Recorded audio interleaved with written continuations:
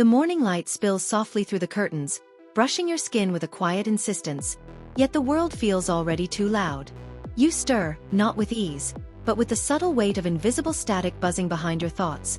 A signal your mind sends in whispers you've learned to ignore. It is here, in these ordinary hours, that overstimulation often blooms, unannounced yet insistent, painting the edges of your awareness with tension you mistake for normalcy. Perhaps you are sipping coffee, scrolling through a feed that never ends, your fingers moving with automatic precision, but your heart races faintly beneath your ribs, a reminder that your nervous system is awake before your consciousness admits it. You may not notice it, but the first sign often comes not as a grand alarm but as the subtle erosion of focus. Tasks that once felt simple, making your bed, reading a paragraph, answering an email, require disproportionate energy, as if your mind is swimming through syrup. Cognitive fatigue does not announce itself with clarity. It manifests as forgetfulness, as misplacing keys for the third time in a row, as reading a line twice because your brain refuses to stay tethered. The science behind it is gentle yet firm. Your prefrontal cortex, the seat of executive function, tires when bombarded with rapid streams of sensory input, decisions, and emotional cues, signaling that your mental bandwidth has been quietly maxed out. Perhaps another sign emerges in your body before your mind can name it. Restlessness. You pace the room while thinking of nothing in particular, or you tap your fingers, chew the edge of a pen, or hum the same note over and over. Psychologists describe this as the nervous system's subtle protest, an overflow of arousal in the sympathetic branch, your fight-or-flight circuitry nudging at the surface of consciousness, asking for acknowledgement. It is not a failure or weakness, it is the body's way of saying, I need space to breathe. And yet, overstimulation is often accompanied by a more insidious companion. Irritability disguised as minor impatience. Someone cuts in line, a friend asks a simple question, a notification dings unexpectedly, and the reaction feels larger than the situation. This is not moral failing. It is neurochemistry speaking through experience. Your amygdala, the almond-shaped sentinel of emotional memory, is sensitized. It does not differentiate between minor annoyances and genuine threats when it is already activated. Overstimulation sharpens these responses, and you may not even realize why your chest tightens, why your tone hardens, why the simplest interaction feels heavy. Another quiet signal lives in your sleep patterns. You fall into bed only to lie awake, thoughts fluttering like moths against a dimly lit window. Or perhaps you drift into sleep easily but wake too early, heart pulsing, mind replaying the day's small disturbances as if they were monumental. Sleep and mental overload are inextricable. The hypothalamus and reticular activating system are overwhelmed, leaving you in a liminal space where your body rests but your mind refuses. You may wake feeling tired in spite of rest, an echo of the overstimulation your conscious mind refuses to admit. You may notice, too, that your emotional responses become layered and confusing. Tears at a minor disappointment, sudden laughter during tense moments, anxiety rising inexplicably during otherwise neutral situations. Emotional lability is a hallmark of overstimulation, a reflection of the limbic system struggling to process an abundance of input. Neuroscience tells us that when the prefrontal cortex is taxed, the amygdala and insula react more intensely, and your self-regulation, your ability to respond calmly, wanes without you realizing it. This is why it feels impossible to snap out of it. Your nervous system is already full. In moments of quiet, you might notice that your mind is restless even when your body is still. You sit on the couch, cup of tea in hand, but thoughts churn. What's next? What did I forget? Who needs me? What should I say? What could go wrong? Intrusive cognitive loops are a subtle signature of mental overstimulation.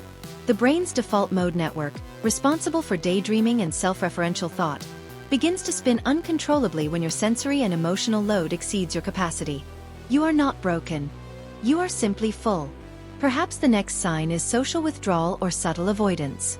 You decline invitations, leave group chats muted, smile politely while your mind retreats inward. Social energy feels heavier than it used to, and while others may not notice, your nervous system is quietly signaling that engagement is taxing. Empathy becomes a balancing act, your mirror neurons firing but your body hesitating, telling you, I need boundaries. It is not rejection, it is self-preservation, a gentle assertion of limits that often goes unacknowledged until they are breached. And yet, the most invisible sign may be that sense of overwhelm that settles in even during what should be neutral moments. The quiet afternoon, a walk in the park, a mundane chore. It is a subtle saturation of the senses, a low hum of tension you've normalized. Eyes dart, heart flutters, thoughts spiral. Your system is signaling, gently yet persistently, that it has been overstimulated. Neuroscientific studies describe this as a state of heightened cortical arousal, where the brain's natural filters are exhausted, and everything feels amplified, even when nothing objectively demands it. As you read these signs, it is essential to recognize that awareness itself is a bomb. To see the ways in which overstimulation manifests in your mind and body is to grant yourself permission to pause. It is not a moral failing or a deficiency. It is the natural outcome of being human in a world that rarely allows quiet. You may breathe deeply, feeling the ribs expand, the belly softens, the muscles release into the floor. You may notice that simply naming the sensations, the jitter in your hands, the racing of thoughts, the tightness across the shoulders, diffuses their power. You are learning the language of your nervous system, speaking in terms it understands: acknowledgement, compassion, and presence. Imagine, then, the cinematic beauty of a single evening. You sit by a window, light fading golden against the glass, the world outside humming quietly. Your phone rests across the room, notifications silenced. You notice the subtle rhythm of your breath, the rise and fall of your chest, the weight of your body against the chair. The room smells faintly of warm tea or fresh linen, the air neither heavy nor rushing. In this quiet, overstimulation loses its sharp edges. You realize that the mind can be soothed, that the nervous system can recalibrate, that the day's accumulated noise does not have to define your present. Science and self-awareness converge here. Practices like grounding, gentle movement, mindful breathing, and small periods of sensory rest all directly influence the vagus nerve, the parasympathetic system, the part of your nervous system that brings calm.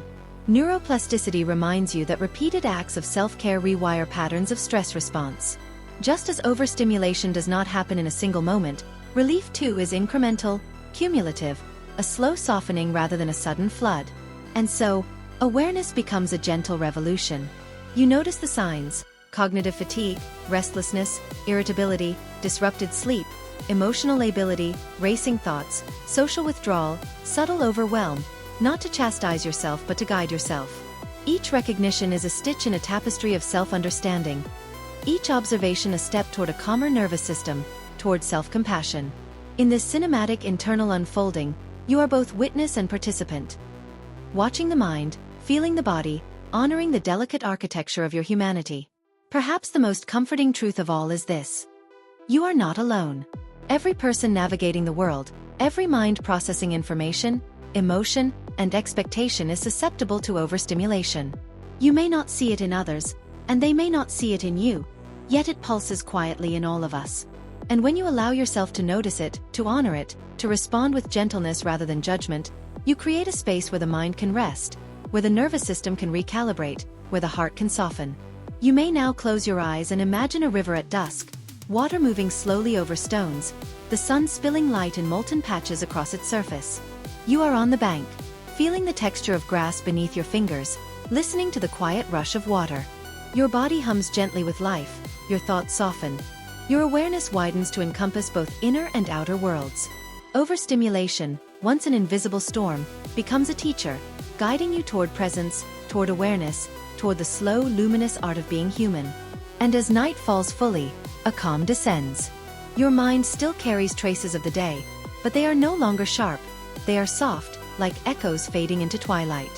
You feel a tender curiosity, a gentle vigilance, a compassionate invitation to notice without judgment. You are aware, you are awake, and in this quiet, overstimulation is no longer a burden.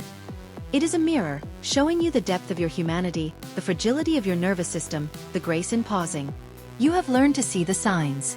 You have learned to honor them.